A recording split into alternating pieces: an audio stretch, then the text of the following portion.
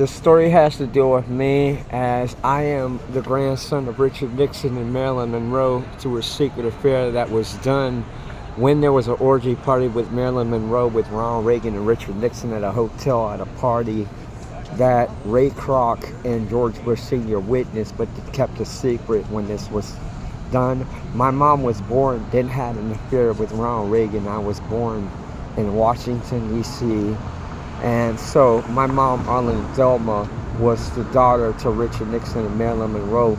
And then so since he was in the White House with Ronald Reagan, my mom asked him if he actually murdered my grandmother, and then they ended having sex in the house, and I was born to be in Washington, D.C., 1979.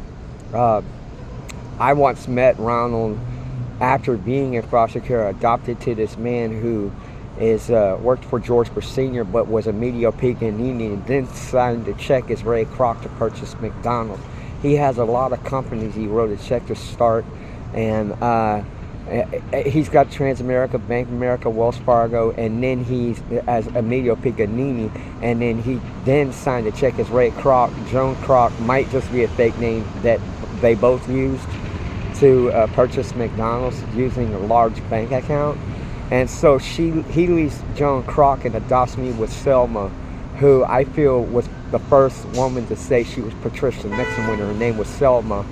And yet when Richard had an affair with Marilyn Monroe, and it was an orgy party around Reagan, and both of them took the front and one took the back, she decides to switch her sister with her, and Shannon decides to call herself Patricia Nixon. Also in the story, I find myself to have met Brad Pitt to say he's related, and George Clooney, so I'm going to do a video speech also. As I'm concerned to be actual, I've been homeless ever since 18, and the story is coming to you for ever since I was kicked out. I got in trouble with some friends in school, and the only reason why I'm homeless is because I have disability that's been shut off, and I have to go press an appeal. But the reason why I'm explaining this is because I understand that it was hard for me to figure this out at the age of 4, 5, 6. I was going through life, and I understood that my mom was hit off the road, and I didn't know who it was, and that hit her off. But for some reason, I felt she could still be alive, but they reported her dead in Texas. I was adopted to Ray Kroc as Tom Beasley. His name is actually Tom Beasley, but he used the name Emilio Paganini and Ray Kroc to purchase companies and start companies, so he would be stocked under his real name because he had a lot of money. He was just a big spender, and he was working under George Bush Sr. as like his puppet, his right-hand man, because he knew George Bush Sr., former president, to be his best friend in college. So he was like, all right, picture this. Biff would be George Bush Sr., and say the friend that was around Biff was like his underdog. Well, my adopted dad is Ray Kroc. Emilio Paganini was his underdog. The reason why I say that is because when it came down to Ronald Reagan shared the fact with George Bush Sr. that he had an affair with Arlene Delma, who was my mother, who was Richard Nixon and Marilyn Monroe's daughter, through affair. But yet I come to find out they had an affair, but I have a feeling it was an orgy party between Ronald Reagan and Richard Nixon in a hotel room when they switched partners and were dancing. So it's like there was a picture of Richard Nixon playing the piano, but in the same realm, I saw a picture with Ronald Reagan sitting next to my grandmother Marilyn Monroe, who's Norma Jean. Norma Jean is actually born from JFK. What was it reported? Because JFK kept a secret from Jacqueline that he had sex when he was younger, probably 13, 14, and Marilyn Monroe's mother knew that he was going to be president, so she had sex. And I think her name is Jocelyn. They own a property down here on Santa Monica. But back to the story is when I was put up for adoption, and Ray Kroc is Tom Beasley as Emilio Paganini, he used those names was asked to come find me and adopt me. My caseworker was Diana Kites, who after she adopted me out to Tom and Selma, Tom was Ray Kroc and Emilio Paganini, and I think Selma was Patricia, the first one who switched her sister to act like a second Patricia to make Richard think that I was Patricia she was with. Selma decides to go and have an affair with James Brown. And I feel good. Well, turns out she gave birth to Barack and placed her in a home, and Arlene Thelma, my mother, was placed in foster care. I feel that Arlene went straight and played in Annie, and then decided to get adopted by Dave Thomas. And Dave Thomas changed Arlene's name to Wendy after she played the girl Annie, which is a hard knock of life. And so what happens is Dave Thomas uses her money to start Wendy's, and so she leaves Dave Thomas and goes to Washington D.C. to stay in a state that's Northwest Washington, where Marilyn Monroe, my grandmother, was in when she's saying happy birthday to you, Mr. President. Now, what I understand is when I was born, I didn't have these relapse memories until 3 or 4 years ago, is that I stayed in the house and I saw a relapse memory. Barack was staying in the same third floor, the same house with us, and I have a feeling Barack was calling my mom his mother, and he's got pictures of her. And the thing about it is I looked at the fact that I see that there was this man by the name of Merrick Hutchinson who claimed to be my father but wasn't, and he tried to be jealous. He resented the fact that my mom could have been lying and saying Ronald Reagan was my father. So I remember there was a story when I was 18. I met Merrick after my adopted dad passed away, and he tells me that Barack hit my mom off the road 1983. So I went straight up and found myself to go investigate, and see, when I stayed with Merrick, he kicked me out with his handgun the second time I came back to stay, and I thought I saw a picture of Ronald Reagan on my table in my bedroom, but he said it was him that was younger. But then I looked at Ronald Reagan's picture, and that's the same picture that was in my room. I didn't figure that out later. So it turns out the man who adopted me, I remember this situation where I stayed with them, and they changed my name from Merrick to Rick. And so all of a sudden we stayed in Lake Charles, and we lived in Lafayette. Then we moved to Slidell. As we moved to Slidell and stayed at Driftwood Circle, we moved next door to Bill Clinton, which that was something that I couldn't understand. I had a relapse memory of being 9 years old, knocking next door to find Bill Clinton living in that house in Driftwood Circle on the corner in Slidell, Louisiana. And it was a 2-story house. He ended up giving that house to my adopted dad, and we moved in and stayed there for a little bit until we found another 2-story house. And so when we moved from Slidell, we then lived in Texas. And all is because my adopted dad kept a secret. He was Ray Kroc and Emilio Picanini that owned companies that started to make, he made the companies think he died as those founders under that name. So he was taking these checks and writing them from Transamerica, which is his business, which he had other businesses. And so it was all to write checks to purchase crude oil for George Bush Sr. while he was in the White House, because his job was to make sure that George Bush Sr.'s administration had money, as I'm the child that is not knowing that I'm the son of Ronald Reagan and Richard Nixon. So we moved from Slidell, Louisiana to Houston, Texas. And when I moved to Houston, Texas, I went to Cimarron Elementary and attended there. And I remember when I was in the 4th grade, they started talking about the fact that my adopted dad wants to hold an NFL ticket raffle bet at Amico, which was George Bush Sr.'s company, which he's Ray Kroc, he's Emilio Picanini, but he's keeping a secret from Kathy, Carl, and John. His sister, we went to go visit his relatives in DeQuincy, and his sister called herself Aunt D, but she ended up to be Margaret Karcher. She would not tell anybody that she was Margaret Karcher in that house. She was always said that she's Aunt D. She was not with Carl Karcher at all. She was staying and taking care of Nanny and Lois. And so it turns out every time I went to DeQuincy to visit him, and we had a cookout in the backyard, she would always say, folks, call me Aunt D, don't call me Margaret. Even if you think that my name's Margaret, I'd rather be called Aunt D. And so for some reason, I won an NFL bet when I picked the teams, and I was only 10 years old. Well, it turns out that when I won that bet, I went straight up in my adopted dad, I went straight, got rammed by a shopping cart the day that I was going to find the winning money results, and I think that is my adopted mother rammed it into me to make me forget that I won money. And about that time, I remember that there were 2 men that came and visited. My dad was Glenn Larson and Sergio Aragones. And I remember at the age of 4, I met Glenn, and he purchased a brown and black Firebird, and I asked him if the car talked, if it was an Autobot. He said no, but that gave him an idea to start Knight Rider. And so when I was in Houston, Glenn tells me that when he passes away, he's going to let me have Kit when he passes away. So when I won the money and my adopted dad showed me, I was still trying to recover from a head concussion injury that happened that next day after finding that I won the money. Because when my adopted dad told me I won the money, it turns out a buggy ran me in the back. I went to the hospital, and they tried to snap me back to wake up, and I couldn't remember my full self when I woke back up. So it was not like I could have full response to myself. So what happens is when we won the money, he decides to bring us to a bar that shut down, and he called it 510, and he named it 510. So he spent my winning money on opening up a 510 bar on Mason Road. And then so all of a sudden, the next thing that happens is we get a phone call from Rick and Kathy Hilton. And so my dad brought us from Houston, Texas to Beverly Hills, and we went to this estate. We first went to the Barrymore, which he didn't tell me about later, and we had the 2 dogs put in the house that he said he purchased for me, which was on South Palisades Beach, that he said I would own when I get older, which I do own now in that time of day. So then all of a sudden we went to go to the Beverly Hilton to find out why Rick and Kathy are staying there. And this is the Hiltons. These are the ones that got rich, and I'll tell you how they got rich. Okay, so turns out that when we found out that they were living in the 146 Entrada Drive, which is on Santa Monica, that estate was actually owned by Margaret and Carl and my adopted dad before he was Ray Kroc. And they started a restaurant there and lived there and opened it in the daytime to serve food, but at night they would live in it. So this is Margaret, Carl Karcher, and him as Tom Beasley, but he was Emilio Picanini at that time. So he decides he wants to start Jack in the Box. He went straight, wrote a check, and made people think the name that he used was his name as the founder, and he started Jack in the Box next. So then as I remember the story, he tells me one day, he said, Rick, after I started Jack in the Box, I was in St. Louis, Missouri when I got drunk, and I saw the arch sign in St. Louis, Missouri, and it looked like 2 M's, and that signaled him to think since he started Jack in the Box, why don't he just use the name Ray Kroc as he would Joan Kroc. He was also mayor of San Francisco at one point, and I understood that he got shot at. This is Emilio Picanini as Ray Kroc as Tom Beasley. He had used 3 names, but Tom Beasley was the name that he gave me when I was adopted. So as we are in Beverly Hills, and I am the winning child, Rick and Kathy decide to ask my adopted dad if they can ask me to lend them some of my winning money to purchase the whole Beverly Hilton. So I said, what if I don't? They said that Rick and Kathy would be on the streets and homeless. So I had to make my mind up. While we were staying at the Beverly Hilton, my adopted dad brings me just by myself to Irvine with a pack of money and walks into this building. It's in Irvine with the sign, buy the white 2 buildings that are about, say, 14 floors. And the sign had 2 names on it, which is Bank of America and Wells Fargo. And he tells me that was the first corporate office he started with, Wells Fargo and Bank of America. And I was like, okay, so I had to keep this a secret. So then he brings me from that location to Yorba Linda while we were staying in Beverly Hills to decide about giving money to Rick and Kathy Hilton. And he brings brings me to Yerba Boulevard, and that night I walked into McDonald's, and he walks next to this man who's the same height and size as him wearing a baseball cap. I didn't know who it was he was speaking to, but I had to sit at the table and wait. So then when I got back to the hotel, he said, we're coming back to Yerba tomorrow. So the minute that we get back to Yerba, I'm thinking we're going to McDonald's, but we turned the car and went to this house that is on a large acre of property that's on the side of Yerba Boulevard. As I played football with these children that were in foster care, he comes out with my adopted dad and says, I want to introduce you to myself. I said, who are you? He goes, I'm your grandpa. I looked at my adopted dad like I didn't know if he was actually his father. I said, you must be his father then. My adopted dad looks at me as he's Ray Kroc, as he's Tom Beasley and Emilio Guinea, saying, no, he's not my father. But you know who he is? I said, well, I asked him, what does he do for work? Like he asked me to ask him. He said, I'm the former president of the United States and I'm your grandpa. So then all of a sudden, he said, I heard that your favorite helicopter, I heard that your favorite helicopter show was Airwolf. I said, yeah. And so when he said, I have a helicopter that's parked on the property, would you like to see it? I turned around to see if there was any helicopter. I couldn't see it. So he says, walk forward. Now I say this is 13 minutes and 59 seconds counting. Now what's so interesting about it is after I was introduced, he walks me to the car with my adopted dad about ready to drive me back to the Beverly Hilton Hotel to decide about giving Rick and Kathy money for the Beverly Hilton. As I get in the car, Richard tells me when I'm supposed to come back to see him when I turn 18, and he says when he passes away, I would inherit the helicopter and the estate. And so as I got in the car to think I'm excited, maybe I should tell Carl, Kathy, and John, these are my adopted relatives that stayed with me. He gets in the car as he's Ray Kroc, Tom Beasley, and Emilio Picanini, and says, I want you to keep a secret and don't tell Carl, Kathy, and John that you even met your grandpa's Richard Nixon.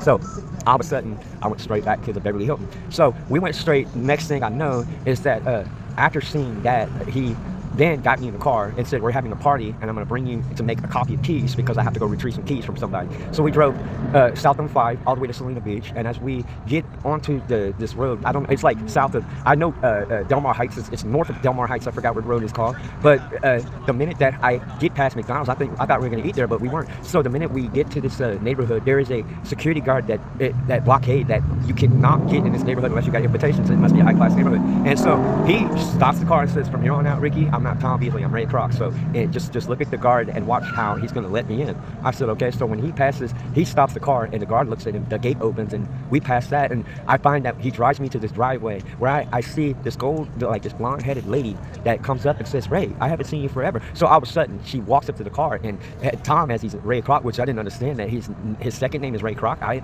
And so all of a sudden, Joan looks at him and says, how you been? And all of a sudden, he goes, watch how a man bosses a woman around. All of a sudden, I look at him and said, okay. So he says, Joan, I need you to give me the keys to the estate. This is my adopted son. I'm going to make a copy of keys for him because he's going to inherit the estate when both of us pass away. So Joan Kroc gives my adopted dad, who is Ray Kroc, Tom Beasley, keys to make a copy. So then we drive back from that estate, back around McDonald's, because that's the only McDonald's that's around there, around Salina Beach. And so he then walks me to this locksmith place. He says he spent money to put a locksmith place there, and he hired a locksmith to work as a personal assistant to keep corporate office keys. And so he walks up to the locksmith and tells the locksmith to make a copy of keys to the Ray Kroc Joan estate. And all of a sudden tells me that I'm going to make 2 copies. That's what he says. He wants to make 2 copies. So the minute that he finishes, he walks me from one side where the locksmith is at. That locksmith place is still there. It's next to Petco's. And all of a sudden, we walk from locksmith to this other across his property and to this other spot, which is a red brick estate. That's inside the place. It was Goldwell Preview International Banking. And he said that he owned and started that banking system first because the first McDonald's that he started was in Salina Beach.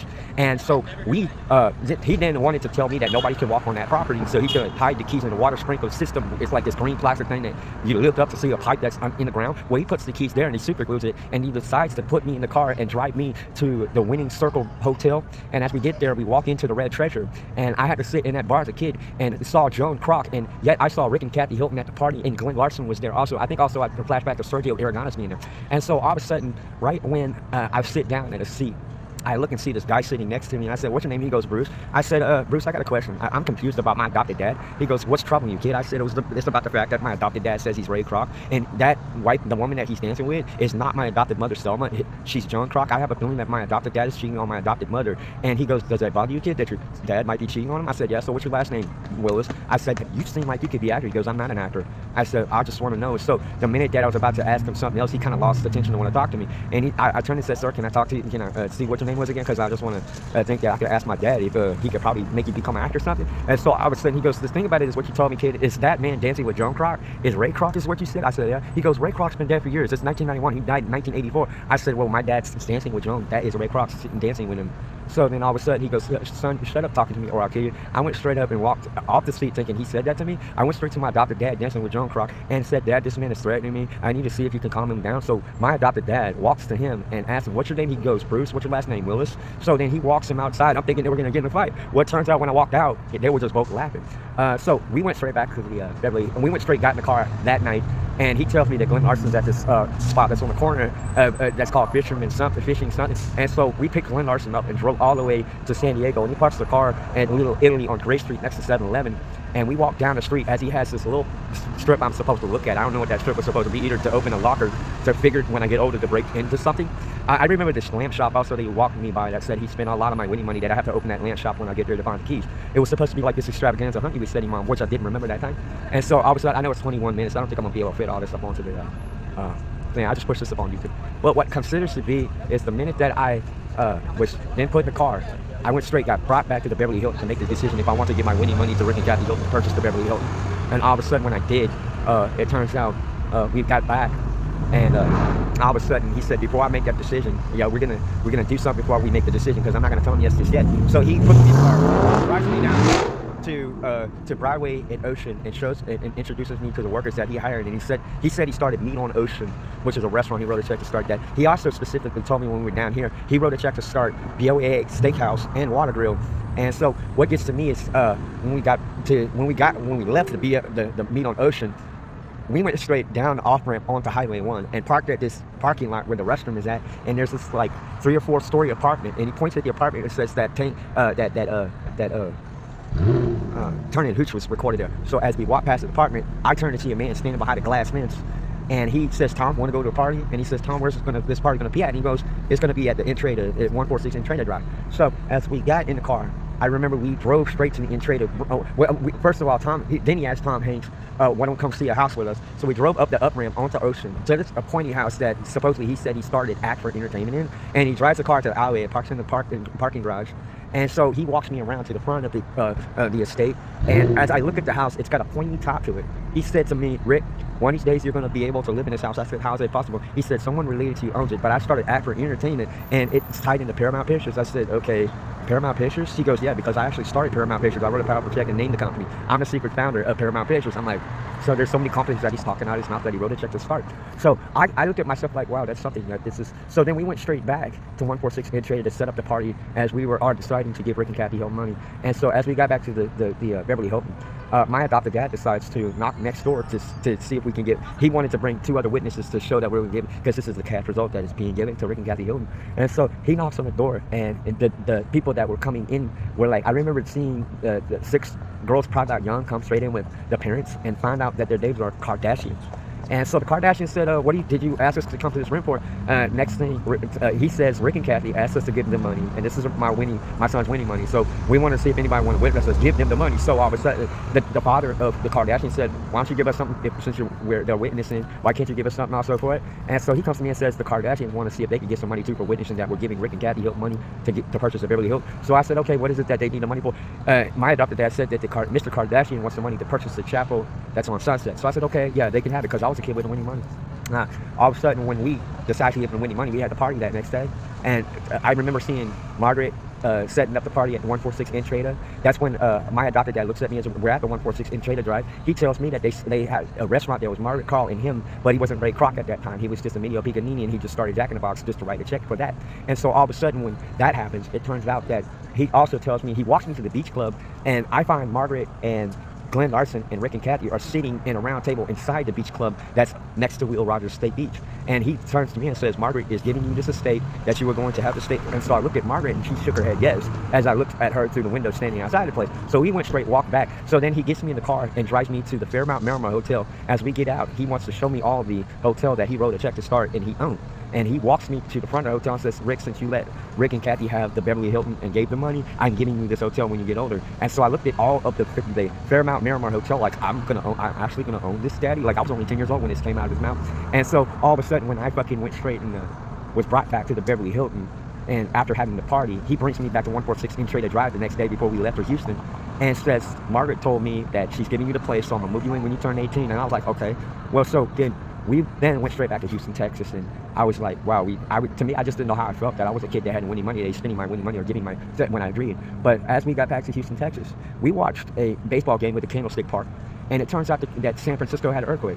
So one day, it turns out that my adopted dad comes to me and says, do you know, Ricky, that we're living in this house in Houston and there's not going to be any more giant stage? I said, why is that, Dad? He goes, because the Candlestick Park, it can't be used since of a quake. I said, okay. So then he ends up saying, Ricky, I have an idea. I said, what is it? He goes, you know that my secret is I'm Ray Kroc, right? I said, yeah. He goes, do you know I own a baseball field? I said, I didn't know you own a baseball field. He said, how would you like for me to ask you, can I spend, because you're wealthy as a kid, you still got money, and you've been making money off of the investments that I used your winning money on. I said, what is it you want to do, Dad? He says, I want to construct a baseball stadium for the Giants. Would you be allowed to let me use your winning money? I was like, okay, how much money do I have? And this is when Carl, Kathy, and John, and Selma were around, because he didn't want to bring up the subject to them that I had a lot of winning money, because in the family I felt like he was thinking they would steal it from us. So we had to keep a bundle of it hidden as we wanted. So it was like a father and son conversation, and the family wasn't around. So I asked him, I said, how much money do I have? He goes, well, think about it. It's enough to build a baseball stadium. And so I went to shock. So what he does is he puts me in a wheelchair and puts me in the Lincoln Town Car, and I just go straight to falling asleep because I'm so shocked that I heard that I had all this money to construct a baseball stadium. And he gets me on the plane. And as I get off the plane, I find myself to be in San Francisco, being pushed at the age of 10 in a wheelchair to a limousine, and we go to Pete's Tavern. I remember seeing all these corporate agent spenders that were dressed at Pete's Tavern that was on around, I'd say, King and Ocean, or King and 4th. And so he pushed me around in the wheelchair to see the property where they were going to put the baseball stadium at. And then so all of a sudden I get put back in the limousine to get driven to Fisherman's Wharf. As I get to this, they drive me to about where I saw the Jeremiah Bryant. I remember getting out the car to see the Jeremiah Bryant and the ships and the game room that's in Fisherman's Wharf, and then looking at Fisherman's Grotto. He points at Fisherman's Grotto and says, I wrote a check to start this, and I own this restaurant also. It's tied into Transamerica. And so all of a sudden, as we walk into this restaurant, I look up to see this man with glasses with a mustache who's Filipino, and I introduce myself as Ricky. He looks down at me and shakes my hand and says he's Ed Lee, the mayor of San Francisco. So all of a sudden, I remember getting put back into the car, and I found myself to go to sleep because I was only 10 about that time, and woke up back in Houston, Texas, like it was a quick trip. Consider that I'm still recovering from a head concussion that happened when I was 10 years old. And so all of a sudden, he comes to me and gives me a sheet of paper and says, we're going to name the baseball stadium. So what you pick the name. So I saw a couple names which I couldn't remember, but I saw AT&T. And I said, this is the name that I want to use for the ballpark, AT&T Ballpark, Daddy. So he decides to use that name. And so all of a sudden, as I sit at the house, he gets a phone call from Margaret Karcher, which is his sister. Margaret says, do not advertise me as a child who's invested money into the baseball stadium. So he decides to put his face onto the baseball stadium with a fake name, which is Howard Buzzsprout. I didn't find this out later and forgot this memory.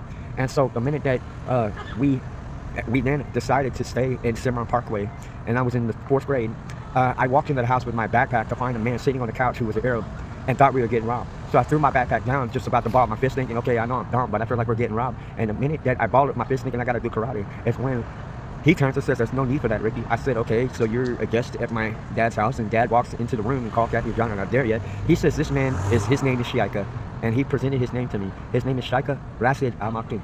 And he tells me that he came to ask for my dad, since my dad personally knows George Bush Sr., to bring him to speak to George Bush Sr. to have the Arabs protected because he was kicked off his property of crude oil. I looked at my dad and said, what does that mean, Daddy, that he's got property of crude oil? What does that mean that he got kicked off by the regime of Saddam Hussein? Because I noticed that Saddam, back in the day, George Bush Sr. was doing Desert Storm and Desert Shield, sending his troops to stop the oil fields from burning. And he says, yeah. Well, so all of a sudden, I got this instinct. He says to me that if you look at Shaka, he's not a terrorist in his house. He's just nothing but a Jethro sitting on the couch. He owns a property of oil. So I was thinking, okay, Green Acres is the place to be. And I looked at him like, yeah, you kind of look like Jethro. So then all of a sudden I saw his daughter come straight up, and as they're spending the night, and I said, excuse me, do you have an NES where you stay at? She goes, yes, silly. So I had her daughter play some of Nintendo when they stayed at our house as guests. And so the next day he decides to let Shaka have my tiger blanket, and there was this other blanket to bring back when they left after having a conference with George Bush Sr. But my adopted dad came to me and said, in the conference, my adopted dad stood up and told Shaka and the Arabs that if you can, to locate to Dubai, that the armed forces will protect them there. And so all of a sudden I'm looking at myself like, I thought they were going to stay. I thought they were going to live in the house with us, but they went straight, moved back to Dubai. So then I heard my dad say that George Bush Sr. thought my dad was making him look bad in front of Arabs. So George Bush Sr. asked my adopted dad to inspect the whole Chevron plant east of Houston. And so he's forced to inspect it. So what he did is went to go inspect it. When he came back from the house that day to inspect the Chevron plant, he said, I'm not working for George Bush Sr. I'm about to retire and say, screw this job, because he came back complaining he couldn't breathe that good. So he decides to pack the bags and stop working for Amacoach to write checks from Transamerica and be his right-hand man. So we moved from Houston, Texas to Lafayette, Louisiana. And and he decided that since he stopped working for Amoco writing checks, he wanted to seem like he was working for the Marriott in Lafayette, Louisiana. And as we sat there, and I looked at him like, okay, what is it that we need to do to kind of like, he said, we're going to try to, it was about the fact when we live in Lafayette, he decided to separate from Selma and live in an apartment by himself, so I didn't see him. They were on the bounce to separate because Selma wanted to move my brother and my sister back to Houston, Texas, and she told me, why don't you go live with your dad if we separate? But my adopted dad moves back in. And so the minute that one day I was living in Lafayette, he tells me a secret. He says Tom Hanks is his son, and he's going to come around saying his name is Jerry. So we started going to church, and I saw Jerry as Tom Hanks come around, and I had to keep a secret to the family, Carl, Catherine, and John, and Selma, that Tom Hanks was actually Jerry, but saying his name was, it was like he told me that Tom Hanks is his biological son. That was a secret also that I was supposed to keep. And I looked at the fact that's what Tom told me when he left the house, the party, when we had a party at 146 Intrader Drive giving money to Rick and Kathy Hilton. Tom leaves the house and he told me personally, he says, you know what? I said, it's good to meet you, Tom Hanks. It's good that, and he blurts out his mouth. He says, I'm not Tom Hanks anymore. I said, who are you? He said, my name's Jerry now. So I didn't really picture this. When we stayed in Lafayette, we went straight looking at the fact that Tom Hanks comes around as Jerry to a church. And Carl and Kathy only know him as Jerry, but he's actually Tom Hanks. And so we were only told as kids to call him not Tom Hanks, but Jerry. He would say, because he didn't want to understand that he was coming to a neighborhood as he's Tom Hanks. So imagine if I'm Tom Hanks, I come to all the people would say, hi, I'm Jerry. I'm not Tom Hanks, but he didn't say his name is Tom Hanks. We just come in and say hi. And we say, Jerry. Everybody would think he's Jerry, but actually he's Tom Hanks at that place. And so my adopted dad said that Tom Hanks is his biological son, which I had to keep that a secret from the whole family. I don't know if I should share this. But the point is if this is what you believe in what I'm saying out my mouth. Turns out that this is now, it's going to be about an hour. So what my story is going to come out to is that when I ended up having to deal with the fact that we lived in Lafayette, we decided to take in two little boys because my adopted mother had to look after them. Marshall and Logan were guests at our house as little boys because their dad had to go find a job. And so it turns out they were staying with us, and I didn't understand that years later that Marshall was going to become M&M, but he only stayed with us for about 2 years at the house because we didn't know if their dad actually was going to abandon them and keep us in there. And so my mom did a good job to teach Marshall. Marshall lied, he's about 5 years younger than him, but this is what happens is I didn't keep up on the fact. So through the whole thing, I also found myself to personally being around Mark Wahlberg, Donnie Wahlberg in the 8th grade after a sad situation happened was my adopted dad ended up having a heart attack, which I thought happened that year. But I remember also, I thought there was a shooting that occurred in front of the house. I remember sitting at the house and the situation with this party that happened with the Intrader Drive, this turns out that when the house caught fire, there was a man that lived across the street when Rick and Kathy Hilton were living in it, and he offered Rick and Kathy money to purchase the 146 Intrader Drive. So Rick decides to take the money and use it to move into the Beverly Hills before calling us to go see about giving money. And so it turns out that at the party, when the party happened that night, after giving the money to Rick and Kathy Hilton, I remember seeing Margaret across the street, who's Margaret Parker, my dad's sister, which she's the founder of Carl Jr.'s, telling this man to take his signs from the front of the estate. He didn't want to. And she said that Rick has no authority to sell the estate, that she owns the estate, him and Carl. And Rick had no business to sell the estate because he didn't own the property. He was only told he could live in the property. So this man must have took it seriously and didn't believe that Margaret and Dad walked across the street also as he's my adopted father, and as he's Ray Croc, Emilio Piganini. So what led for me to understand that I brought that subject up is because that affected the future of me having a place. Because when I ended up getting older, and this was right after dealing with, I thought I was going to be in a rap group. I was in the 9th grade and was 17 because I was 2 grades behind. And so I saw the fact that Marshall came straight back to visit us when he was 15 and told me he wanted to be a rapper. Said he was living in Detroit. I said, go for it, Marshall. That seems like what you want to do. Don't stop doing what you believe in. And so by that time, I was hanging around Calvin, who was Snoop Dogg, and Mark Wahlberg and Donnie Wahlberg in school. I skipped school to talk about concept of starting a rap group with Mark Wahlberg, which is unbelievable that I knew Mark as he's a classmate. And so this is now 41 seconds, 42 county. So all of a sudden, what comes down to it is I got kicked out of the house at the age of 17. Went straight to Houston, Texas to go see if I can spend time with my sister because my sister was living in Houston after she left, and found myself to be homeless in Houston. Because my sister wouldn't let me stay there. So I went to my friend's house, who's Michael Payton, which his real name is Paul Walker. I just didn't understand that. He gave me a fake name all the years that he was there because me and his brother got in a fight in the same neighborhood, and his brother punched me. Michael as Paul, when we were living in Houston, Texas, somewhere on Parkway, tells me that he wants to be active. So his dad said when you do, pick a fake name to use. And so I never recognized that I'd meet Michael again as Paul Walker years later because he didn't want me remembering that he knew me in class. But he wanted to act like he was still my friend. The point that comes down to it, this was 1998. I decided to take a trip from Shreveport after staying with Merrick Hutchinson. Then I left and went straight to do Job Corps and stayed in Job Corps for a little bit, but then left Job Corps and decided to take my first trip to Los Angeles when I was 18. When I got to Los Angeles, I ended up working with this guy who was, because it was like he was driving this 18-wheeler, and so I traveled with him in the 18-wheeler and went straight wrapping boxes, adjusting the tractor. I was like his assistant as he drove from Los Angeles all the way to Stockton, all the way to Arizona, and leaving some. So I learned a little bit of trucking back then. And then so all of a sudden he found he had a friend by the name of Tim McCall, and he decided, since you want to be a musician, singer, songwriter, I know a person that you can get hooked up to. So I found Tim McCall and lived at his house, and and Tim McCall showed me that he worked for Disney. He was a magician and was in Sherman Oaks, and I stayed at his house, which Tim McCall took care of Harry Taylor, which I didn't know that Harry Taylor was a wealthy man, but he did tell me sometimes. But Tim McCall knew big names. One day, while I was staying at Tim McCall's house, he decides to ask me, who was your biological father? I didn't know it was Ronald Reagan about that time. I said his name is Merrick Hutchinson. So he calls Merrick Hutchinson, and Merrick tells him that I am the grandson of Richard Nixon and Marilyn Monroe out of his mouth, out the phone. So what he does is he goes and talks to a director and shows me a tape that was uncut video that was done by Oliver Stone of Nixon. And I saw the R version of Marilyn Monroe having sex with Richard Nixon. I guess I don't know how he got this tape. But then all of a sudden I found myself getting in the car to go to this man's apartment. And as I got to his apartment, he had a closet full of boxes, and I only heard his name being George. And for the 3 times that I was in the car, I didn't know what his last name was until one day he drives George to Magnolia, and George gets out saying, I'm going to use the bus. And all of a sudden, as I sat in the front seat, I didn't know what his last name was. Tim never presented it to me. But turns out that when he walks back to the car to stop Tim, and I'm sitting in the back seat, he knocks on the window and says, by the way, Tim, your friend looks like Luke Skywalker. I said, wow, how's he to tell me that? So I got up in the front seat. I said, Tim, why does this man say I look like Luke Skywalker? He goes, do you know that his name is George, right? I said, yeah. I never told you his last name because you never asked, but his last name is Lucas. I said, George Lucas, creator of stuff. Because the 3 times that I first met him, he didn't say much about himself. I just sat in the back of the seat, just watching him talk about himself. And so one day, all of a sudden, I went straight, got up in the car, and Tim says, we got to pick up this guy. And so as I got to this location, this guy comes straight looking like he's got almost the same hair color as me. And I looked at him like, wow, this guy. So when he gets in the car, he's in his 20s. And I said, what's your name? He goes, Brad. I said, what's your last name? Pitt. Like, okay, Pitt, like, you cook food, ain't that something? My name's Beasley. So all of a sudden, we driving, and I just like his conversations. I didn't know that he was actually the Brad Pitt that is sitting in that car seat. As we drive to Barham, we stay at Barham, and all of a sudden, I don't walk in the house. I just sit in the backyard smoking my cigarettes, like, okay, I don't know what's going on in there, maybe a party or something. And all of a sudden, so 3 days we visited that estate, and I didn't see the guy come out the back door or nothing until the 3rd time we visited. When Tim decided we're going, that's when he walks out the back door, the owner of the estate, saying, hey, what are you doing in my backyard? I said, look, I'm just here with Tim McCall. I didn't understand that. I'm not trying to intrude, but Tim brought me. He goes, what's your name? I said, I go by Ricky, but I go by Mark, and my last name's Beasley. I'm adopted. He goes, okay, so why do you have so many names? I said, it's because I was in foster care. He said, so do you know who your biological mother's name is? I said, I think her name is Arlene Delma. As I turned about ready to walk to the car, he puts his hand on my shoulder and says, stop.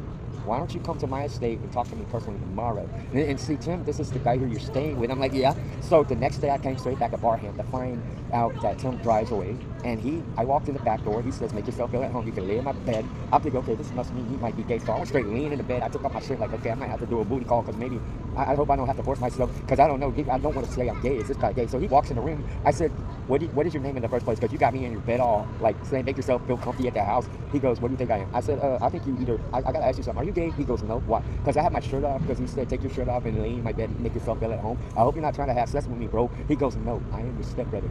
I said, you're my stepbrother? He goes, I like to tell you that I kept a secret, that it wasn't foster care. But see, the thing about it is I got to tell you what I do for a living. I said, what do you do for a living? He goes, I'm an actor. I said, okay, well, what movie did you do? So he goes to the closet, and he brings out this videotape of him as a security guard. I said, that's the only movie that you have done so far? He's like, yeah. I said, so why is it that I feel like this is a... He says, now listen, this is one of my estates that I have, but I have another state that I live at. This is what the state, even if I want to hide away, because because a lot of people walk in to and fro. I'm like, okay, so, and so you go by, and he said, George Clooney is my name. I said, that's something that you're an actor and you're my stepbrother, but I just don't remember this, like, mom. And it just couldn't ring a bell at first because I had Buffalo Whistle too.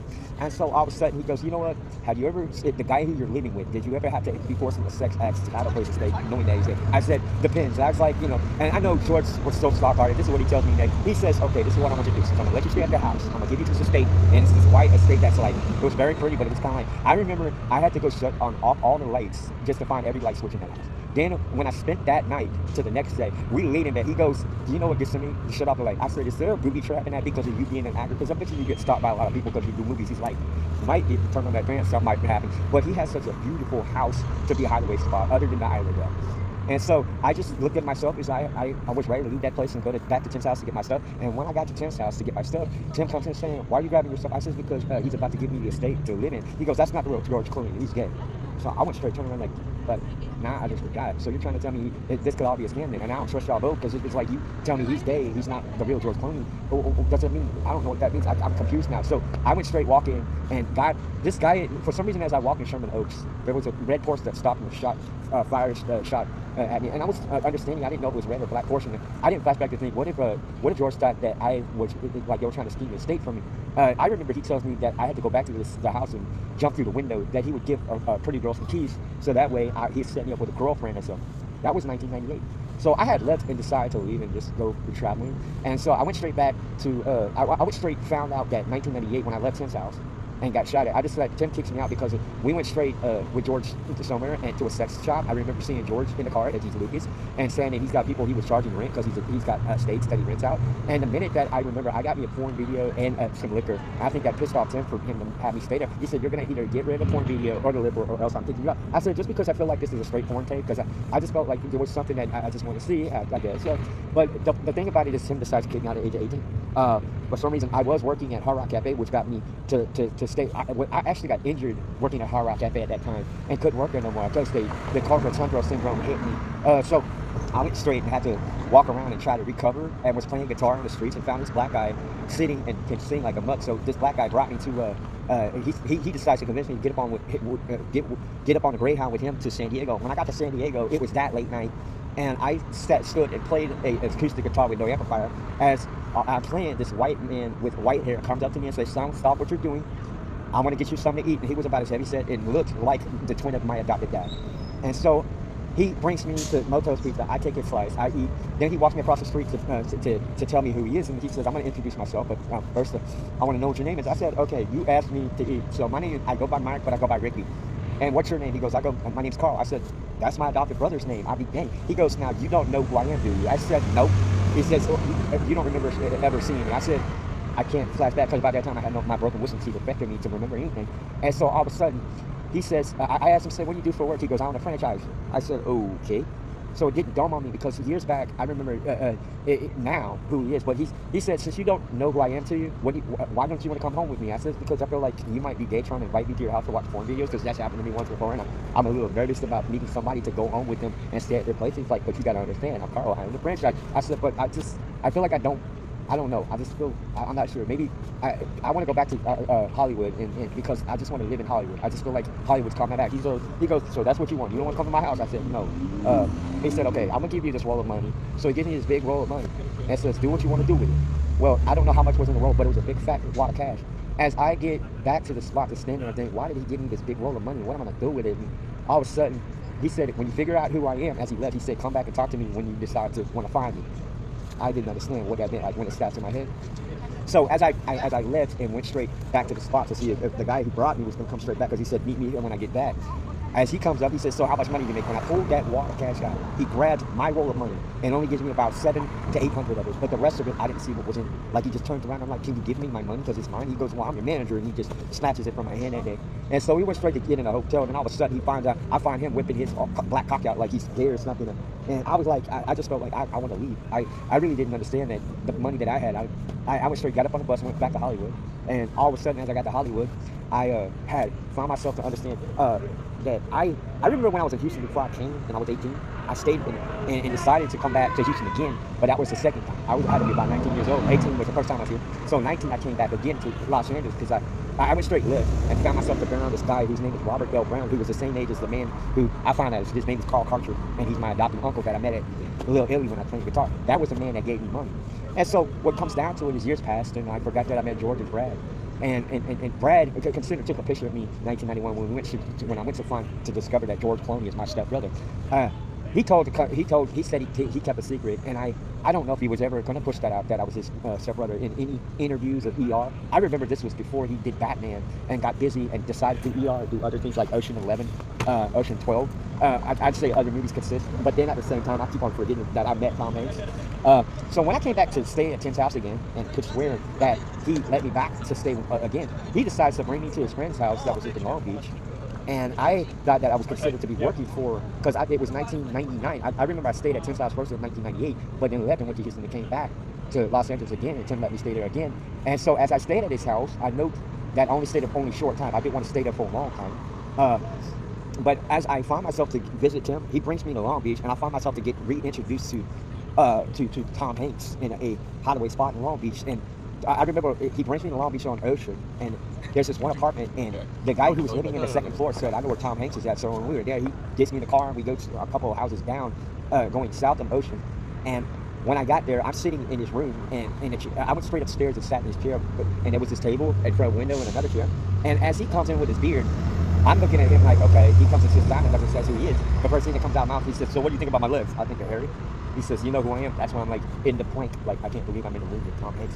And this is a personal, this is a state that is sitting in Long Beach, which I bring that picture up when I finish speaking. It's an hour or something minutes now. I talked pretty much about the story. But what's considering is, and I'll be honest, that the keys that were made, that were supposedly, and I'm a flashback to when my adopted dad said he was Ray Kroc. He made a copy of keys that he placed in the water sprinkler system and all that stuff. Now, it turns out 2017, like last year, I come back to Santa Monica to see the estate, 146 and Trader, and to see the other estate, which is which is on Ocean, and the 3 other estates. And I put those pictures up on this. That those estates I was supposed to inherit also and move into. Not to mention, I went straight. I first was sleeping at the 146 in Trader last year. Remember, we had a party at that estate, and Margaret said she was going to give me that estate, and yet that Kaplan was the one. I went straight sleeping there and found myself to be put in jail for breaking the front window when I woke up. And it turns out it was a reaction, because when they woke me up, it was raining. I slept in front of that steps and thought there's going to be a way I get this place. I can prove it's mine. Well, it turns out they brought me to the precinct. I went to court for it and told them that I said the estate's supposed to be mine, not Ted Kaplan. Well, all of a sudden, as I'm staying here in this year, after I went straight and tried to go, they wanted me to do a court up in Superior, LAX. I went straight there and missed the first court date, but then a voice told me to go to Anaheim. So I went straight to Anaheim, and when I got there, I remember that Harry Taylor gave me an establishment, which was called The Broiler, when I stayed at his estate. And so I tried to sleep up in that place, thinking that place is mine. But this man came and acted like it was his, so I got kicked out and was pushed in jail. So I got out thinking that guy's lying about me, that it's his estate, because Harry told me in person. And so even though Harry Taylor passed away, no one's dealt with that estate. And so I went straight to the McDonald's that's across from Disney and had a relapse memory. I was brought there at age 4, 1984, to see my dad say he's Ray Kroc working in the kitchen, and didn't know that was Disney we were next to, because my dad told me it was Lake Charles, but he didn't want me thinking it was Disney that we were next to, because I had a broken leg when I was 4 years old. So turns out that I went straight, last year, I went straight, Googled up the Ray Kroc Jones estate, and when I did, I walked from all the way from I went straight, took the bus all the way to San Clemente, past my grandpa's estate, which I've been around that estate to check that estate out, as he's Richard Nixon. Couldn't even get across the barricade, and I didn't really want to inform him that I am the grandson of Richard Nixon. And so I went straight, walking south on about 60 miles through the dark, until I got to Carlsberg. And I remember a highway patrol officer picking me up when I got up on the interstate, because I went straight walking through this whole Marine Corps base, like thinking it's dark, there's no way. I passed it on foot, got to one of this Marine Corps stop. It was like this highway, and they stopped and turned me around and forced me to walk Interstate 5 south.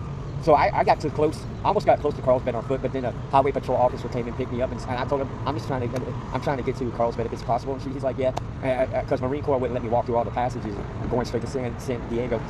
And so once I got to the area where Selena Beach was at, and got to that McDonald's, because that's where I was going, and I had money that day, I just had I had that relapse memory that I was there as a kid, the same, and it looked like it did when it was 1991, and started to think about the relapse memory.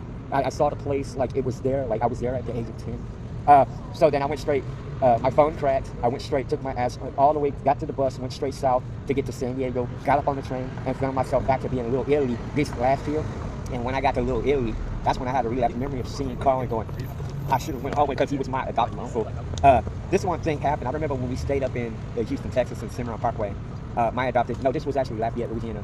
Now I remember the year that my adopted dad retired. We moved to Lafayette. He comes up to me and says, Margaret and Carl are having problems to expand Carl's Jr. So I agreed to give them money to expand the company. Now this is what's going to get further. I will tell you, this is what happens also, is that 1992, when my adopted dad was alive, and we were living in Lafayette after he retired from Emeco and expecting the Chevron, he saw that the World Trade Center got bombed in the car garage. So he gets on the phone with George Bush Sr., because George Bush Sr. was at the White House that time, and he says, who do you think did it? George says he doesn't know. He thinks it could have been Saddam Hussein. 1992, World Trade Center car garage bombing affected this country. So he comes to me and says, Ricky, since the Wall Street's not looking so good, I want you to invest. You wouldn't mind investing money in Wall Street? I said, what would that do? Well, no one wants to invest money in Wall Street, and it's about the fact this will help repair whatever's damaged in the World Trade Center, because nobody's investing in the Wall Street is part of the World Trade Center. So I said, okay.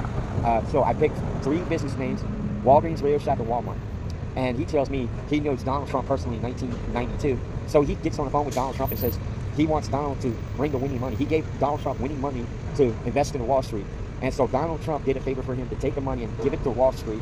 And then he tells Donald that he wants Sheikh al-Rashid, the Arab that he buys, to stay in Dubai to start a banking system and collect to start a second banking system. So he calls Sheikh al-Rashid al-Maktoum, the Arab that's in Dubai, and says, I'm going to send you cents of dollars from every company that I wrote a check, as I am Video Picanini and Ray Kroc is what he said on the phone. And so the companies that he had, that I guess, and what's the sense? So he comes back to me and says, Donald put the money into Merrill Lynch and Charles Schwab, that it's on winning money, and he told Donald to report the cents to go to Dubai to bank the cents. And those cents, when he gets on the phone with Sheikh al-Rashid al-Maktoum and says to use some of the dollars and the cents to bring crude oil to the U.S., but then save some of the dollars and cents to start a credit bureau banking system like the U.S. So what Sheikh does is he decides to start the UAE, United Arab Emirates Banking.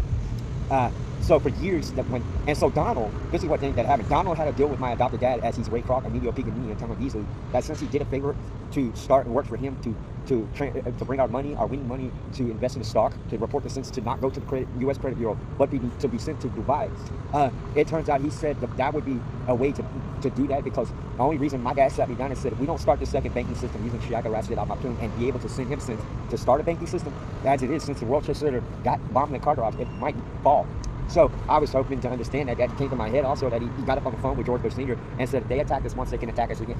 So the years passed, and I remember when I was staying at Tim McCall's house, which was like the year that I was there again, which was 2000. When I was with this female, and Tim decided to let me stay back at his house one more time. And I could swear that I witnessed the 9/11 when I was out here, and wondered that it didn't dawn on me until years later that my adopted dad said, if they attack us once, they can attack us again. The first time it said Saddam Hussein, but the second time it was Bin Laden that attacked the World Trade Center. And I have a feeling that when my adopted dad set up the second banking system in 1992, and the money, because he was a big check writer to start business and use those names to start companies. I feel if it wasn't for me winning my NFL bet and using my NFL bet money, these are the companies that he started. And the AT&T baseball stadium, after investing money into Rick and Kathy Hilton, the AT&T baseball stadium was making money. Then we went straight back and bought stock for Walgreens, Radio Shack, and Walmart. But then he comes back. He also wrote checks to start, which was from the year 1989 to 91. He wrote a check and used my winning money to start meat on BOA Steakhouse and Water Grill. And it comes also, I think he said Elephants Beach Club is another one that he wrote a check for. And also he owns the Miramar, which that's another thing. But when we were in San Diego, he tells me he started to win him, and he owns a racetrack, and as he's Ray Kroc. So the thing about it is when I'm looking at the fact, what my winning money did is start the baseball stadium, and then all of a sudden it purchased stock. And then on top of that, when he spent more money, he wrote a check to start Costco's, which means that Costco's is supposed to be off my winning money. He was working at Amoco when he decided to start the business with Costco and Petco. But then supposedly we're supposed to also own a building in Father and Son, which is there's this high rise in San Diego that has a fast scam transfer. Now the person who's making all our money as Father and Son business is Dubai, Sheikh al-Rashid al-Maktoum. And so I don't know what all consents that even Jack in the Box. When I heard that he said he started these companies and using the names as a founder name, is Transamerica, Bank of America, Wells Fargo, Jack in the Box, McDonald's. I think also Johnny Rockets is another restaurant he started. Because this is what gets to me. I don't know if he ever had to push my name in some of the corporate names. Kids Foot Locker is another company that was started when he wrote a check to start Kids Foot Locker, meaning that named it. LA Fitness is another one. So, but I heard when my adopted dad passed away that they took the kids off of Foot Locker and made it Foot Locker. My winning money opened up those shoe stores. My winning money started those businesses as a child for him. And for these years, I suffered memory loss. I looked at myself like, so as my adopted dad passed away, and I went straight, I was around Tim, and left San Diego, the next man I met gave me this false bucket name, okay? Told me his name is Robert L. Brown, but it's the way he played a fake act in front of me. And so he tried to put me on the bus as I was staying at his apartment, homeless in Hollywood. And I went to Riverside to meet his wife, who was Southern American, and found out years later, even though it's like the minute that he puts me on the bus, the minute he puts me on the bus, he makes me think that we're scamming stores of refunds for broken pots and plants. And I find myself to be sitting on the bus and have relapsed memory that this man says he's Donald. He said he's Robert L. Brown, but this lady came on the bus and said he looks like Donald Trump. And this was had to be about 1999, around there. 99, 98 was the year that I met Robert L. Brown. So as I lived with him, he wants to know what my name is, if it's Ricky Beasley, the farm where my mom lived at, because I have a feeling when I went left the guy, came straight back to Houston, Texas that year, and stayed at my adopted mother's house in Houston. I went straight left to Houston and went to Chicago, and that's where I met this girl that I thought she was gonna love me forever, but she was said about a man who hit my mom off the road and didn't know that years later. Turns out I had to live in the Gilmore process in Chicago, and then we moved from Chicago back to Los Angeles, and that when we did that and moved to Los Angeles, that year was the year of the World Trade Center's 9/11. And so what comes down to it is I went straight to go visit my adopted mother, and she tells me everything that my dad had to say was stolen. And I'm thinking that could have been Robert L. Brown as Donald Trump that was trying to figure that he had me stay around him. So he's playing like a false character to get to the account that he set up for my dad. And so I figured that I was actually on the bus with this man who was named Robert L. Brown. So it turns out I think what he did is he came as Donald Trump to say his name is Robert L. Brown to see if he can get to the accounts that he set up, because my dad had a backup plan for him because he was close friends with him. I think it's if Donald told my adopted dad, as he's Ray Kroc Emilio Picanini, if his father passes away, he might not be able to access his riches because it's a father and son business. My adopted dad must have advised him, as Donald Trump, I'm going to scratch your back. I'll make sure that you get, since you did a favor to put our winning money into Wall Street, he's going to start him up an account. So I have a feeling what Donald did is play as Robert L. Brown to find an address where my dad's safe was at and go to Houston and break in the house and go straight to the safe to get information that had to deal with that specific account with Shaker at shit. And so what gets to me is for all those years, I didn't remember because I was suffering memory loss. 2016, I'm going to give you a brief situation. 2016, I was up in San Francisco and got my people, and that's when I started remembering something.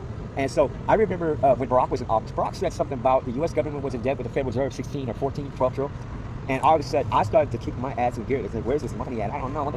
Well, it turns out I went straight to talk to 2 credit bureaus by pushing a different address and to find out that I could be way, and it's like the reason why, because this money that my dad was trying to raise, as my adopted dad, he told George Bush Sr. on the phone, he said to him when I was a little investor in Wall Street, he says, George, my son invested money to save the World Trade Center with his winning money. And so George decides to send a book of legislations to read to me about men who are related to presidents become president of the United States. The same book that he had in his hand when we were living in Houston, Texas, Lafayette, Louisiana, at the time that I invested in 1992 into the Wall Street as a child. He reads me the book that JFK presented to the White House. And it was written by George Washington, who I find out is my ancestor. And so that's what's so interesting.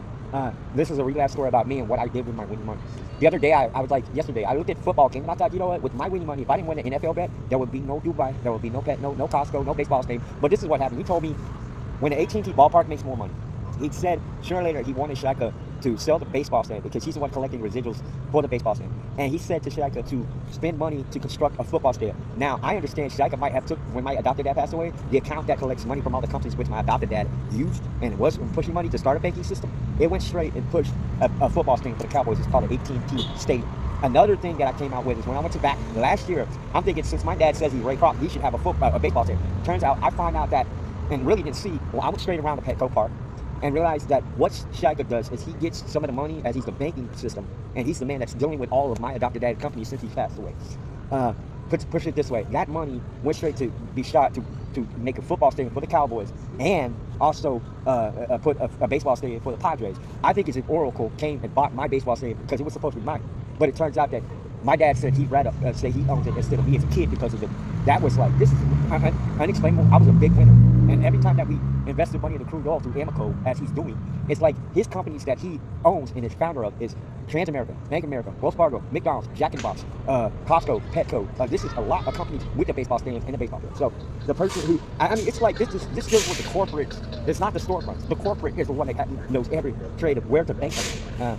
And so the Mean Ocean that's down the street, I'm on this side and the other side, and I feel I went to Mean Ocean, had a really last memory. I feel like somebody must have did something to where I might have lost that restaurant, and I just feel like there's a big account. Now, when I decided to recover and apply for a credit card, 2016, I was sitting at my computer and applied when an overweight guy comes and stands behind me asking me, are you applying for a credit card at the library that's next to the AT&T ballpark?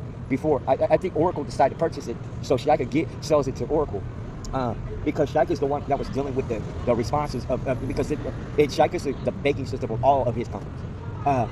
For some reason, when it comes down to it, I went straight apply, and this man says, if you get your credit card, can I borrow it? I didn't know how serious this dude was talking about. But when I left, about 3 or 4 years later, I come back to see a tall tower that's named Salesforce. And I feel that this man by the name of Mark Benoff stole my credit card from a drop-in center that was sent to me, used it to start Salesforce and construct the Salesforce tower. Now what happens is I went straight, moved, and did not keep track of it, and I found myself to go back to the estate that was up on Barham that George Clooney said I had to go move into, and that house was condemned. There was no one in it. So I went through the back window, and this was like 2016 when I did it, and somebody kicked me out the property. But when I was there, I applied for a card again and thought, Mark Benoff can't touch that card because I called onto it, but there's no way to report there was Mark Benoff. And see, this is the guy who says he owns Salesforce. He used my stolen credit card to convince people that he has companies, that he's rich. Now, turns out when I was up in Barham 2016, I seen this guy on a bike with dreads. And didn't dawn on me that I went straight, getting kicked out of that estate, slept in the tent. Then one day I come straight sitting in front of Starbucks that's on the side of Highland. And this guy comes up with dreads saying, hey, can I have your phone? I said, I'm just working with a studio program. He goes, why? I find myself, I might be coming to money. Where can I go become a start hip-hop? I said, why don't you go to New York? So I find out that I have a feeling this guy that was on the bike that was, because I didn't see the credit card in the mail, stole my credit card. And I think this guy who went and stole my credit card is Tekashi 69. For about years, for 8 years, I didn't get it. I didn't know that I was able, because I think it was a United Arab Emirates card that was supposed to come to me. But that's not the point. Anyway, to the percentage that I feel like is, since I've been here, and I started to investigate about Ted Kaplan, the guy that gave Rick and Kathy money for the Intrada, I went straight and thought, you know what? I think maybe I heard a shooting that happened in front of my house. I think Ted Kaplan went after my dad for killed him, so he wouldn't come after Ted for thinking that he owned the house when he didn't. When he gave money to Rick and Kathy for the estate. All of a sudden, because this dealt with the fact that Rick and Kathy were living in the estate, which, and then so all of a sudden he ends up killing Margaret and Carl when they come and explain that he doesn't own the estate for years. When in his head he did give money to Rick and Kathy, but they did not have the authority to sell the estate because it belonged to Margaret and Carl and Tom, as he's Ray Kroc. So, but what gets to me is that restaurant was called Ted's Grill. The only reason why I think this man wanted it because his name is Ted, but he didn't own it. So he wanted to give money to Kathy and Rick to see if he can actually extend his name. He did not own the estate. So I've been trying to figure out how to go about questioning. Since I see this, how to question it. The man who is arguing with me about the estate, which is 1460 Trader, is the one who ends up going after my family to kill him. Like Margaret and Carl, I feel that Margaret lives up in Quincy. What was she doing? Found dead or reported dead in Arizona. Carl Karcher, I feel this man who has Ted Kaplan wanted to X them three out, and killed him so he could go after the property and still try to make money out of it. So it's like the only thing is trying to feel that's one thing that could be, but still it's on course. But to be I've actually met Ron Jr. at one point. I saw Ronald and thought, I didn't know if I believed that they were related to me, but I did. And the first time, I couldn't take it to think that these motherfuckers like that are vulturistic. Like I think it's if I go to the States, they're gonna say something like, okay, in Trader, I feel this guy's lying and he's the one that killed Mac, because they couldn't believe that they were the founders when they said it out their mouth. That's what's so funny. Because when Margaret, the year that she died, I have a feeling she went to the estate 146 in Trader and approached Ted and told him to take the signs off the property, and he ends up killing her because he couldn't believe the fact that she's Margaret Karcher, the wife to Carl Karcher. And when Carl came there to identify that he's Carl Karcher, he didn't believe it, so he kills him. He follows him all the way to where he's at as he approaches and says, I told you to take the signs off. So I think this guy is a real nutcase that can't believe anything, but it's true. There was certain times I couldn't believe that Margaret and Carl, my adopted aunt and uncle, that owned or founded it. Some people argue about who started McDonald's. Was it Ray Kroc or was it the McDonald's family? But really, to tell you the truth, when it came down to Ray, as he only used that name, but he was Tom Beasley and Emilio Piccanini, as he used different names to start the companies. I think it was hard for people to understand. When you get rich, you don't want people to know how much money you have. That sort of thing. That's what he told me. He said sometimes you got to start companies with a fake name because what he tells me the reason why, because he saw Merrill Lynch and still figures out how did Merrill Lynch die so quick. Maybe certain people might do this and think you're dead, but I'm still kind of wondering why. So anyway, I'm finished with this speech. I hope to figure this out, and it's 1 hour and 28 minutes documented.